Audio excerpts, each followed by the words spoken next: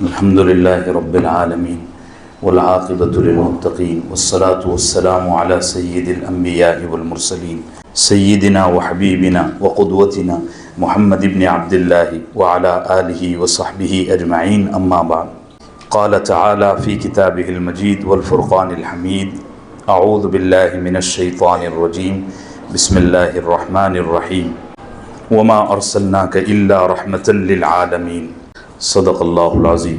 معزز حاضرین گرامی قدر، میں نے عرض کیا تھا کہ نبی کریم صلی اللہ علیہ وسلم طائف سے واپسی کے بعد کئی دن جعرانہ میں ٹھہرے اور انتظار فرمایا کہ اگر حوازن اور ثقیف کے لوگ آ جاتے ہیں، توبہ کر لیتے ہیں، سرکشی نہ کرنے کا وعدہ کرتے ہیں تو ہم ان کے اموال ان کو لوٹا دیں گے۔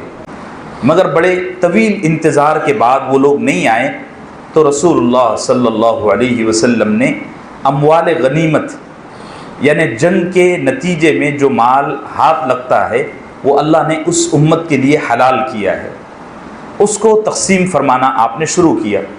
پھر اس میں ایک واقعہ ہوا انصار اور مہاجر صحابہ کے سلسلے میں کہ ان کو اموال غنیمت سے بہت کم حصہ ملا، وہ بھی تفصیلات میں نے آپ سے عرض کر دی۔ جب سارا مال تقسیم ہو گیا تو حوازن کے قبیلہ حوازن کے 14 لوگوں کا وفد ڈیلیگیشن حاضر ہوا۔ ان 14 لوگوں میں نبی کریم صلی اللہ علیہ وسلم کے رضاعی چچا یعنی جنہوں نے حضرت حمزہ اور حضرت عبداللہ ان دونوں نے ایک ماں کا دودھ پیا تو انہوں نے بھی اسی عورت کا دودھ پیا۔ ابو برقان وہ بھی آئے، 14 لوگوں میں وہ بھی تھے تو اور آ کر انہوں نے سب سے پہلے اسلام قبول کیا۔ تو نبی صلی اللہ علیہ وسلم نے ان کو مبارکباد دی جو بھی طریقہ ہے اس کے مطابق۔ پھر انہوں نے کہا کہ یا رسول اللہ، آپ ہمارا مال اور ہماری جو خواتین اور بچے اور جو بھی قیدی آپ کے پاس قید ہیں ان کو رہا فرمائیے۔ تو نبی صلی اللہ علیہ وسلم نے فرمایا میں نے کتنے دن تم لوگوں کا انتظار کیا، سب سے پوچھو کہ میں کتنا دن مال لے کر بیٹھا رہا، سنبھالا، مال سنبھالنا بھی بڑا مشکل ہوتا ہے، مگر تم آئے نہیں۔ اب جب ایک ایک پائی پائی بڑھ گئی ہے تو اب آئے، اب تو میں یہاں سے روانگی کا پڑاؤ اٹھا رہا ہوں اور تم لوگ اب آ رہے ہو۔ تو پھر آپ نے ان کو آپشن دیا کہ مال اور اولاد میں مال اور فیملی خاندان والوں میں تم کو کیا زیادہ پسند ہے، یعنی تم مال واپس لینا چاہتے ہو یا بیوی بچے واپس لینا چاہتے ہیں؟ انہوں نے کہا یا رسول اللہ، ہم خاندانی عزت دار اور اشراف ہیں، شریف لوگ ہیں، مال جانے دو، آپ نے تقسیم کر دیا ہے ٹھیک ہے، ہماری جو خواتین اور ہمارے جو بچے بوڑھے جوان آپ کے پاس قید ہیں آپ ان کو رہا کر دو۔ میں نے بتایا تھا کہ 6000 قیدی تھے کل، بہت بڑی تعداد ہے۔ تو نبی صلی اللہ علیہ وسلم نے فرمایا میں تو یہ بھی نہیں کر سکتا مگر ایک طریقہ تم کو بتاتا ہوں، تم اس پر عمل کرو، ہو سکتا ہے کوئی راستہ نکل جائے۔ طریقہ بڑا پیارا بتایا، ارشاد فرمایا کہ ظہر کی نماز کے بعد تم مجمع میں کھڑے ہونا اور ایک اعلان کرنا کہ ہمارا جو مال تمہارے پاس ہے اور ہمارے جو بیوی بچے تمہارے پاس بطور قیدی ہیں جو کہ اب تقسیم ہو گئے باندیوں اور غلام کی شکل میں، تو ہم تم کو رسول اللہ صلی اللہ علیہ وسلم کا واسطہ دیتے ہیں، سفارش لگواتے ہیں کہ تم وہ مال تو رکھ لو لیکن ہمارے بیوی بچے لوٹا دو۔ پھر رسول اللہ بیٹھے ہوئے تھے صلی اللہ علیہ وسلم، تو رسول اللہ صلی اللہ علیہ وسلم کی طرف وہ 14 سردار متوجہ ہو کر کہنے لگے یا رسول اللہ، ہم آپ کو آپ کی اس امت کا واسطہ دیتے ہیں کہ آپ ہمارے بچے اور بیویاں واپس لوٹا دو، مال تو معاف کر دیا، ہو گیا تو ختم ہو گیا۔ تو نبی صلی اللہ علیہ وسلم نے اپنی چادر مبارک ایسی جھٹکی اور کھڑے ہوئے اور فرمایا میں اور بنی عبد المطلب کا سارا کنبہ قبیلہ، ہم نے جتنا مال تمہارا لیا ہے اور جتنے بیوی بچے لیے ہیں، جو قیدی تمہارے ہمارے حصے میں آئے ہیں وہ ہم تم کو معاف کرتے ہیں۔ اب صحابہ منہ تک رہے ہیں کہ اتنا کیسا ہوگا، 6000 قیدی۔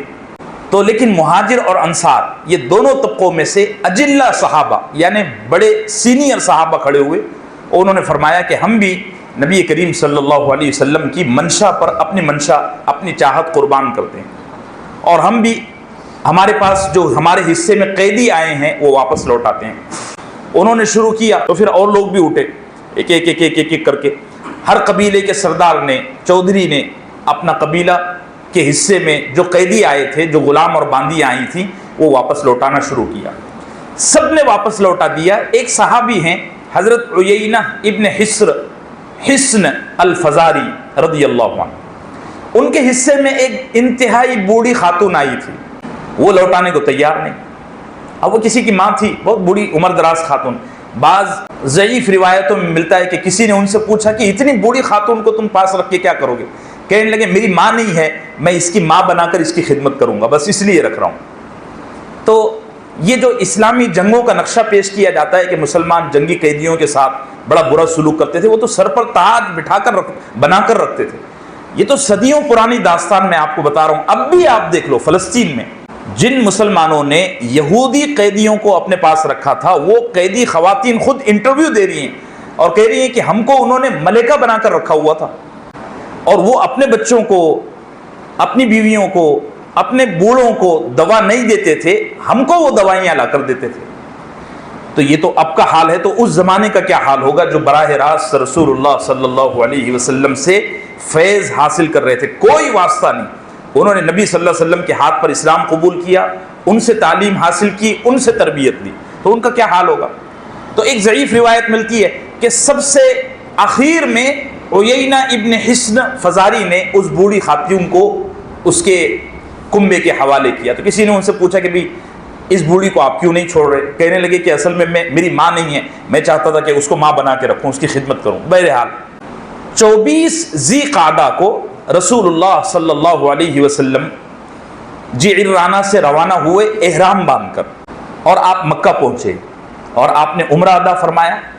عمرہ ادا کرنے کے بعد نہیں، 24 ذی قعدہ کو عمرہ ہو گیا تھا، اس سے پہلے آپ 3-4 دن پہلے جعرانہ سے نکلے، یہاں آئے، عمرہ ادا فرمایا، اور 24 ذی قعدہ کو عتاب ابن اسید رضی اللہ عنہ ایک صحابی ہیں، ان کو مکے کا والی گورنر بنایا، اور آپ یہاں سے مدینہ منورہ تشریف لے گئے۔ ذی الحجہ کا مہینہ آپ نے پورا کا پورا مدینہ منورہ میں گزارا، اور محرم کا چاند دکھتے ہی یعنی 9 ہجری 8 ہجری میں جو کچھ ہوا میں نے آپ کو بتا دیا، ہجری سن 8 میں جو کچھ ہوا، 9 ہجری کا چاند دکھتے ہی نبی کریم صلی اللہ علیہ وسلم نے 16 صحابہ اکرام کو تیار کیا، اور ان کو الگ الگ گروپ بنائے، یعنی 16 صحابہ کو امیر بنایا، ہر ایک کے ساتھ 10 15 20 25 ایسے صحابہ کی ٹولی دی، اور 16 صحابہ اکرام کو تیار کر کے ان کو پورے عرب میں زکوٰۃ وصول کرنے کے لیے، جزیہ وصول کرنے کے لیے پورے عرب میں روانہ فرمایا۔ ان میں بڑے بڑے صحابہ بھی ہیں، جیسے ابھی میں نے عیینہ ابن حصن فزاری کا نام لیا، سیدنا علی ابن ابی طالب رضی اللہ عنہ بھی ہیں، ایسے پورے ایک لسٹ ہے 16 صحابہ اکرام کی۔ بہرحال اس بیچ کچھ سریے بھی ہوئے، چونکہ ایسا نہیں تھا کہ پورا عرب 100% تابع ہو گیا، 5-10% تو ایسے ہی ہیں، کچھ نے زکوٰۃ دینے سے انکار کیا، کچھ نے شرارتیں کی، تو نبی صلی اللہ علیہ وسلم نے الگ الگ گروہوں کو صحابہ کے سریات کے لیے بھیجا۔ میں صرف سریوں کا نام دے دیتا ہوں۔ ایک سریہ ہے عیینہ ابن حصن فزاری رضی اللہ عنہ، ان کا نام آ گیا ہے اوپر۔ ان کے ساتھ نبی کریم صلی اللہ علیہ وسلم نے کچھ صحابہ کو بھیجا، روایتوں میں 200-250 کی تعداد آتی ہے، اور ان کو ایک قبیلے کی طرف بھیجا جو بڑے سرکش تھے، شرارتیں کرتے تھے، جانور چھین لیتے تھے، مسافروں کو پریشان کرتے تھے۔ تو ان کی سرکوبی اور ان کی تعذیبی کارروائی کے واسطے نبی کریم صلی اللہ علیہ وسلم نے ان کو روانہ فرمایا۔ اسی طریقے سے دوسرا سریہ ہے سریہ قطبہ ابن عامر رضی اللہ عنہ، یہ گئے تو ان کے ساتھ میں 14 یا 28 صحابہ اکرام تھے، لیکن اتفاق یہ ہوا کہ حملے کی شدت ایسی زیادہ تھی اور اتنی زیادہ جھڑپ ہو گئی کہ جو امیر لشکر تھے، امیر سریہ تھے، حضرت قطبہ ابن عامر رضی اللہ عنہ، یہ شہید ہو گئے۔ سریہ ضحاک ابن سفیان الکلابی، یہ بھی ایک سریہ ہے۔ سریہ علقمہ ابن مجرز المدلجی رضی اللہ عنہ، ایک صحابی ہیں، ان کو امیر بنا کر 300 350 کی یا بعض روایتوں میں 800 کی تعداد آتی ہے، بعض روایتوں میں یہ آتا ہے کہ پہلے ایک قافلہ روانہ فرما دیا، اس کے پیچھے اور کمک بھیجائی، تو ایسے وہ 800 لوگ ہو گئے۔ ایک سریہ ہے، سریہ علی ابن ابی طالب، ان کو یمن کے بارڈر پہ بھیجا، ایک دم جہاں حجاز ختم ہوتا ہے یمن شروع ہوتا ہے، وہاں ایک قبیلہ آباد تھا، قبیلہ یا یوں کہو کہ ایک محلہ تھا، اور اس محلے میں وہ بڑا تاریخی کردار ہے حاتم طائی، ان کا خاندان، ان کا کنبہ آباد تھا۔ تو نبی صلی اللہ علیہ وسلم نے ان کی طرف حضرت علی ابن ابی طالب کو بھیجا۔ حضرت علی کاروائی کرنے کے لیے گئے تو پورے محلے میں، پوری آبادی میں بھگدڑ مچ گئی، کوئی کدھر بھاگا کوئی کدھر بھاگا، اور خود حاتم طائی کے بیٹے حضرت عدی، بعد میں انہوں نے ایمان لایا، وہ بھی بھاگ کر یمن چلے گئے۔ صرف ان کی ایک بوڑھی بیٹی حضرت علی رضی اللہ عنہ نے گرفتار فرمائی، اور گرفتار کر کے رسول اللہ صلی اللہ علیہ وسلم کی خدمت میں لائیں۔ تو آپ نے ان کو ایک قیدی کی حیثیت سے مدینہ میں قیام دیا، وہ وہاں رکی رہی، انہوں نے ایک ایک چیز رسول اللہ صلی اللہ علیہ وسلم کی دیکھی، آپ کا کیسا لوگوں کے ساتھ سلوک ہے، رشتہ داروں کے ساتھ کیسا سلوک ہے، وغیرہ وغیرہ۔ خود انہوں نے یہ بھی نوٹ کیا کہ میرے ساتھ یہ کیا سلوک کر رہے ہیں، حالانکہ عرب میں قیدیوں کے ساتھ جانوروں سے بدتر سلوک ہوتا تھا، وہ تو پرانی تہذیب تھی، جاہلیت کا دور تھا، اب دیکھ لو نا۔ تو انہوں نے سارا سب دیکھا، اور آخر میں آ کر رسول اللہ صلی اللہ علیہ وسلم کے دست مبارک پر اسلام قبول کر لیا۔ تو آپ نے فرمایا تم چلی جاؤ، عمر دراز خاتون تھی، ان کو فرمایا کہ تم چلی جاؤ، آزاد بھی فرما دیا۔ تو بازو میں حضرت علی رضی اللہ عنہ بیٹھے ہوئے تھے، حضرت علی نے فرمایا کہ اب جا ہی رہی ہو تو ایک سواری بھی مانگ لو۔ تو انہوں نے سواری کا بھی سوال کیا، یا رسول اللہ سواری بھی دیجیے۔ تو آپ نے سب سے قیمتی اونٹ ان کو حوالے کیا، وہ اپنے وطن واپس گئی۔ تو ان کا بھائی جو عدی بھاگا ہوا تھا وہ واپس آیا، اس نے سب پوچھا کہ تم وہاں اتنے دن رکی تو تمہارے ساتھ کیا کیا ہوا۔ تو حاتم طائی بہت بڑے سخی تھے، بہت بڑے سخی تھے، ان کی داستانیں ہیں پڑھنے جیسی۔ آپ سوچئے ان کے ایک پڑوسی نے ایک دفعہ ان کو گزارش کی کہ ہمارے یہاں کچھ پروگرام ہے تو اپنے یہاں کے برتن دو، ہوتا ہے نا گاؤں دیہاتوں میں پروگرام ہوتے ہیں تو دیگ منگاتے ہیں، بڑے برتن منگاتے ہیں کھانا پکانے کے لیے۔ تو حاتم طائی سے ان کے پڑوسی نے کہا کہ جی ہمارے یہاں کچھ پروگرام ہے، کھانا بنانا ہے تو کچھ برتن چاہیے۔ تو حاتم طائی نے صبح سے لے کر شام تک کچھ نہیں دیا، جب شام ہوئی تو 100 دیگیں کھانا بنا کر بھیجی۔ انہوں نے خالی مانگا تھا، انہوں نے 100 دیگیں بھر کر کھانا بھیجا۔ تو پڑوسی کہنے لگا میں نے کھانا تھوڑی مانگا تھا، میں نے صرف برتن مانگا تھا، کھانا تو ہمارے گھر میں اب بنے گا۔ وہ کہنے لگے یہ میرے شان کے خلاف ہے کہ حاتم طائی کے گھر سے برتن خالی جائیں، اتنا بڑا سخی۔ یہ میں اس لیے سنا رہا ہوں کہ عدی نے یعنی حاتم طائی کے بیٹے نے اپنی بہن سے نبی کریم صلی اللہ علیہ وسلم کے بارے میں پوچھا کہ وہ کیسے ہیں، کیا رویہ ہے۔ تو ان کی بہن کہنے لگی وہ بہت بڑے سخی ہیں، بہت بڑے سخی ہیں، بہت بڑے سخی ہیں، کان اجود الناس۔ تو عدی کہنے لگا کتنے سخی ہیں؟ تو ان کی بہن کہنے لگی کہ وہ تیرے باپ سے بھی زیادہ بڑے سخی ہیں صلی اللہ علیہ وسلم۔ اور ایک جملہ کہا ہواؤں سے زیادہ سخی ہیں۔ ایک جملہ کہا اگر ان کی سخاوت کے بارے میں جھوٹ بھی کہوں تو وہ سچ ثابت ہو جائے گا، یعنی میں یہ کہوں کہ نبی صلی اللہ علیہ وسلم نے آج لوگوں کو سورج اور چاند تقسیم کیے مفت میں تو یہ بھی سچ ہو جائے گا، اتنے بڑے سخی ہیں۔ اللہ ہم سب کو سخی بنائے۔ امت بہت کنجوس ہو گئی ہے، بہت کنجوس۔ میں ایک حدیث عام طور پہ نقل کرتا رہتا ہوں، 3 لوگ ایسے ہیں کہ جن کا اللہ کو ہر حال میں غصہ آتا ہے، وہ عبادت کرے تو بھی اور عبادت نہ کرے تو بھی۔ الاکول والبخیل والمتکبر، ایک متکبر اور ایک بہت کھانے والا، ہر وقت کھاتا رہتا ہے، گوشت کے سموسے نہیں تو آلو کے سموسے، آلو کے نہیں تو گوشت کے سموسے۔ اللہ حفاظت کرے ایسے لوگوں سے۔ بہت کھانے والا، یہ گھٹ کے کھانے والے اس میں داخل ہیں، اللہ ہماری حفاظت فرمائے۔ حدیث کے شارحین نے باقاعدہ یہ بات لکھی ہے کہ جو دن بھر کچھ نہ کچھ چبانے کا مزاج رکھتا ہے وہ الاکول میں داخل ہے، کچھ نہ کچھ کھا ہی رہا ہے۔ اسی طریقے سے ایک بخیل کے بارے میں سنن ابی داؤد کی ایک حدیث آپ کو سناتا ہوں۔ نبی صلی اللہ علیہ وسلم نے فرمایا بخیل عمل کرتے کرتے کرتے کرتے کرتے جنت سے 1 इंच के करीब पहुंच जाता है, लेकिन उसका बुख्ल उसको जहन्नम में ढकेल देता है। अल्लाह हमारी हिफाजत फरमाए।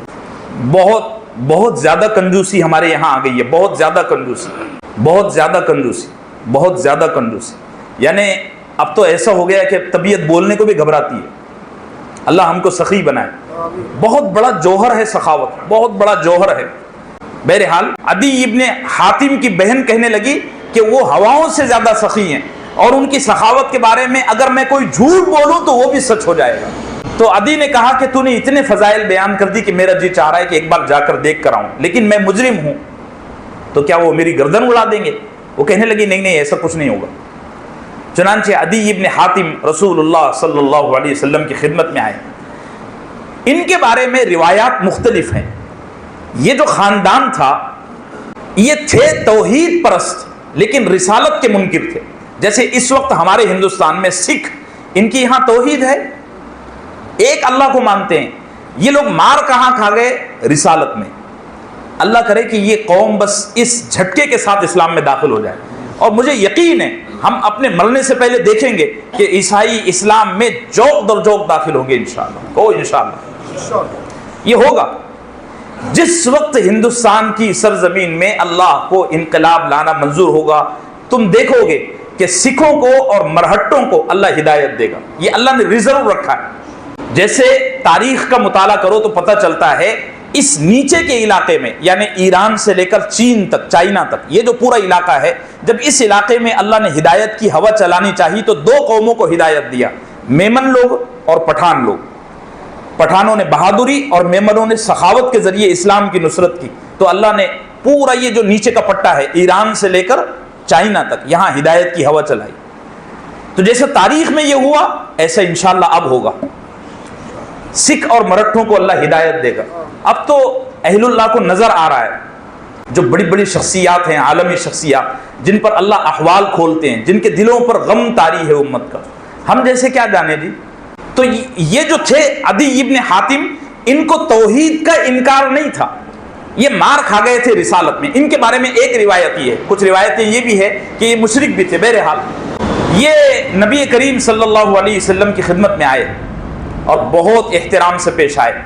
चूँकि नबी करीम सल्लल्लाहु अलैहि वसल्लम की इतनी ज़्यादा मशगूलियत थी कि आप इनको 24 घंटा वक्त नहीं दे सकते थे, तो आपने एक सहाबी के यहाँ इनको ठहराया। और ये वाहिद आदमी है पूरी सीरत में कि जब ये नबी सल्लल्लाहु अलैहि वसल्लम के पास तशरीफ लाए तो हालांकि जो भी मेहमान आपके पास आता आप उसको मस्जिद में ठहराते। आप पूरी सीरत पढ़ लो, हो सकता है कोई मिल जाए, मेरी चूंकि तालिब इल्माना नज़र है, तलाश के बाद कोई मिल जाए तो आप मुझे बता दें, मुझे मिल जाएगा तो मैं आपको बता दूंगा। लेकिन जितना कुछ पढ़ा, ये वाहिद आदमी है कि जब ये आए तो नबी करीम सल्लल्लाहु अलैहि वसल्लम ने इनको अपने हाथ में लिया, इनका हाथ अपने हाथ में लिया और अपने घर ले गए और आमने सामने बिठाया और फरमाया, अदी तुम तो भाग गए थे, यमन भाग गए थे ना? तो अदी ने फरमाया जी भाग गया था। तो फरमाया ला इलाहा इल्लल्लाह से भागे थे? तो फरमाया नहीं नहीं नहीं नहीं, ला इलाहा इल्लल्लाह का किसको इनकार है? तो नबी सल्लल्लाहु अलैहि वसल्लम ने फरमाया अल्लाहु अकबर से भागे थे? तो फरमाया नहीं नहीं नहीं नहीं, अल्लाहु अकबर का किसको इनकार है? तो फिर फरमाया मुझसे भागे थे। तो फिर शर्मिंदा हो गए, क्योंकि रिसालत का इनकार था ना। फिर ये 14 दिन मदीना मुनव्वरा में सहाबा इकराम की यहाँ रहे, मस्जिद नबवी के मामूलात देखे और इस्लाम लेकर आ गए। इन्हीं के हाथ पर पूरा यमन मुसलमान हुआ, या ये कहा जा सकता है कि यमन की अक्सर आबादी इनके हाथ पर इस्लाम कबूल की। चलिए अब ये पूरी गज़वे ताइफ की तफसीलात आपके सामने अर्ज कर चुका हूँ। अब आइए गज़वे तबूक की तरफ। ये सीरत का और इस्लामी तारीख का बहुत अहम तरीन गज़वा है और हम अब बिल्कुल आखिरी स्टेप पर पड़ाव डाल चुके हैं। गज़वे तबूक, मक्का फतह होने के बाद पूरा अरब, पूरा हिजाज जो आज का मौजूदा सऊदी अरब कहलाता है, ये पूरा का पूरा इस्लाम के दस्त नगर हो चुका था। किसी की हिम्मत नहीं थी कि वो खुले आम बगावत करे, या तो जिजिया देते या फिर ज़कात अदा करते, या तो इस्लाम कबूल करते या इस्लाम की ताबेदारी कबूल करते, कोई ऑप्शन ही नहीं था।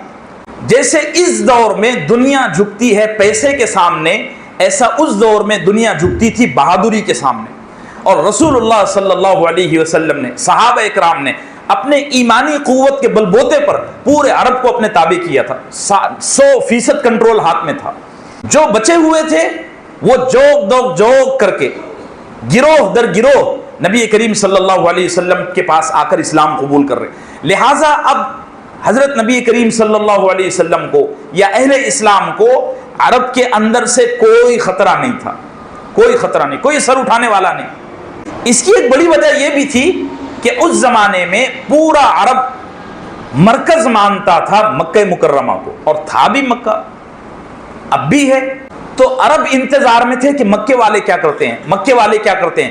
جب مکے والوں نے اسلام قبول کر لیا تو اب سارے کے سارے عرب نبی کریم صلی اللہ علیہ وسلم کے تابع دار ہو گئے, اور اتنا امن ہو گیا, اتنا امن ہو گیا کہ صحابہ اکرام کے کئی قافلے دعوتی سفر کے لیے نکلنے لگے. پورے عرب پتہ چلتا کہ وہاں ایک قبیلہ ہے جہاں تک دین کا پیغام, اللہ کا پیغام نہیں پہنچا, ایمان کی بات نہیں پہنچی, تو صحابہ اکرام ان کو اسلام کی دعوت دینے جاتے. امن و امان تھا. امن و امان جب ہو جاتا ہے تو سفر کرنے میں کوئی مشکل نہیں ہوتی. اچھا, ایک اور بات آپ سے عرض کروں.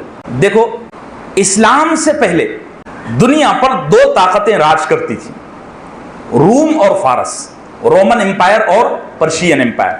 جیسے آج روس ہے اور امریکہ ہے, چائنا بھی ہاتھ مار رہا ہے اور نکل جائے گا چائنا آگے. امریکہ دادا گیری کرتا ہے کچھ نہیں, اندر سب کھوکھلی باتیں, سب سود پر کھڑا ہوا ہے. تو یہ جو عرب کا علاقہ تھا, سعودی عرب کہہ لو یا اس سے ملے ہوئے اطراف کے علاقے کہہ لو, یہ سارے کے سارے تابع دار تھے روم کے, رومن امپائر کے. رومیوں کو بھتہ بھی دیتے تھے, ٹیکس بھی ادا کرتے تھے, ان کی عیاشیوں کو بھی برداشت کرتے تھے, ان کا ستم بھی سہتے تھے. عرب پورا کا پورا تابع دار تھا رومیوں کا. نبی کریم صلی اللہ علیہ وسلم نے پورا عرب کا کنٹرول اپنے ہاتھ میں لے لیا. اب رومیوں کو بے چینی ہونے لگی, بھتہ بھی بند ہو گیا, اور جو فوکٹ کی دادا گیری تھی وہ بھی ختم ہو گئی. تو پہلی جھڑپ موتا میں ہوئی.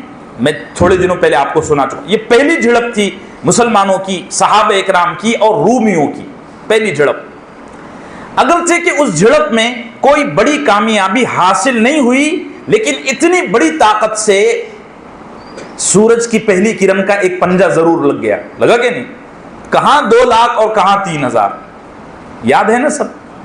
تو ایک جھڑپ تو ہو چکی تھی اور رومیوں کو اندازہ ہو بھی چکا تھا.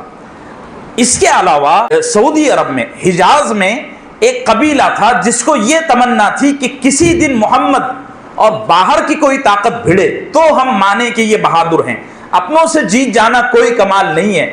محمد صلی اللہ علیہ وسلم عرب ہیں اور ہم بھی عرب ہیں, عرب میں لڑ رہے ہیں, دونوں میں سے ایک کامیاب ہو رہا ہے تو کوئی بڑی کامیابی نہیں ہے. کامیابی اس وقت سمجھ میں آئے گی جب محمد کسی باہر کی طاقت سے ٹکرائے گا, اور خاص طور سے رومیوں سے, چونکہ پورا کا پورا عرب رومیوں کے تابع تھا. تو حالانکہ غسانی قبیلہ, یہ جس کا میں ذکر کر رہا ہوں, یہ غسانی قبیلہ تھا. انہوں نے کئی دفعہ رومیوں کو بلایا بھی کہ تم آؤ مدینے پر چڑھائی کرو, تم آؤ مدینے پر چڑھائی کرو, لیکن رومی اپنے طاقت کے نشے میں دھت تھے اور وہ کہتے تھے کچھ نہیں ہوگا, کچھ نہیں ہوگا, ٹینشن مت لو. لیکن جب سارا کا سارا عرب حضرت نبی کریم صلی اللہ علیہ وسلم کے ہاتھ میں چلا گیا, یہاں تک کہ ایتھوپیا, حبشہ, وہاں سے بھی یہ خبریں آنے لگی کہ اب ایتھوپیا والے بھی تابع داری کا مشورہ کر رہے ہیں کہ ہم بھی محمد عربی کے دست نگر ہو کر رہیں گے صلی اللہ علیہ وسلم. تو اب رومیوں کو بے چینی ہوئی اور انہوں نے سوچا کہ اب بیٹھے رہنا مناسب نہیں ہے. تو انہوں نے ترتیب بنا کر یہ پلان کیا کہ ہم 40,000 کا پہلا لشکر مدینے پر چڑھائی کے لیے بھیجتے ہیں. کتنا؟ 40,000 کا. مدینے کی کل آبادی 19,000 بتائی جاتی ہے نبی کریم صلی اللہ علیہ وسلم کے آخری دور میں, اور 40,000 آ رہے ہیں اور ساری فوج ہے, ویل ٹرینڈ فوج ہے. یہ تو عام لوگ ہیں نا. اب مدینے میں جب یہ اطلاع آئی, جاسوسوں نے خبر دی کہ یا رسول اللہ 40,000 کا لشکر آنے والا ہے مدینہ, اور وہ بیچ میں کہیں نہیں رکے گا, ایک سیلاب کے ریلے کی طرح مدینے میں آئے گا اور ہم سب کو بہا کر لے جائے گا, اللہ حفاظت فرمائے. تو اب روایتیں بہت ساری ہیں, سب کو کوٹ کروں گا تو پہلے ہی وقت نکل گیا. ایک روایت آپ کو سناتا ہوں کہ مدینہ منورہ میں کتنی کھلبلی مچی ہوئی تھی. کس سے؟ رومیوں کے سیلاب سے. حضرت عمر رضی اللہ عنہ کا ایک پڑوسی تھا, آپ کو تو پتہ ہی ہوگا آخر دور میں حضرت سیدنا عمر نے مسجد نبوی سے دور مکان لے لیا تھا، تو آنا جانا ذرا مشکل ہوتا تھا، تو حضرت عمر نے اپنے پڑوسی سے مشورہ کیا، انصاری سے، کہ ایک دن تم جایا کرو مسجد میں اور ایک دن میں جایا کروں گا، جس دن میں جایا کروں گا اس دن دن بھر کی کارگزاری تم کو سنا دیا کروں گا، جس دن تم جایا کرو اس دن ساری کارگزاری مجھے سنا دیا کرو۔ تو حضرت عمر رضی اللہ عنہ فرماتے ہیں کہ ایک دفعہ میرا وہ انصاری ساتھی مسجد نبوی سے دوڑتے ہوئے آیا، تو میں گھر میں لیٹا ہوا تھا، آرام کر رہا تھا، رات کا کوئی پہر گزر چکا تھا۔ تو عام طور پر گھر پر جب کوئی آتا ہے، اب تو بیل ہے، دروازے پر جب کوئی نوک کرتا ہے تو ایسے ہی نوک کرتا ہے نا، لیکن جب وہ میرا ساتھی آیا انصاری تو اس دن اس نے دروازہ کھٹکھٹایا نہیں، مجھے لگا کہ دروازہ وہ توڑ رہا ہے، اس لیے کہ اس نے دونوں ہاتھوں سے بھی ٹھوکا اور چلایا بھی، عمر عمر عمر۔ تو حضرت عمر پر ایسا خوف سوار ہوا، ایسی ہیبت سوار ہوئی، وہ خود فرماتے ہیں، حدیث کے الفاظ ہیں کہ اس وقت میں ہڑبڑا کے اٹھا، اور اٹھتے ہی برابر گھر کے ایک کنارے میں تلوار لٹکی ہوئی تھی، اس کے نیچے چمڑے کے دستے میں خنجر لپٹا ہوا تھا، اس کے بازو میں تیر کے ترکش رکھے ہوئے تھے، میں نے وہ سارا لپیٹا، خود لپٹائے بغیر دروازے پر بھاگا، دروازہ کھولتے ہی میں نے کہا کیا رومیوں کا ریلا آ گیا؟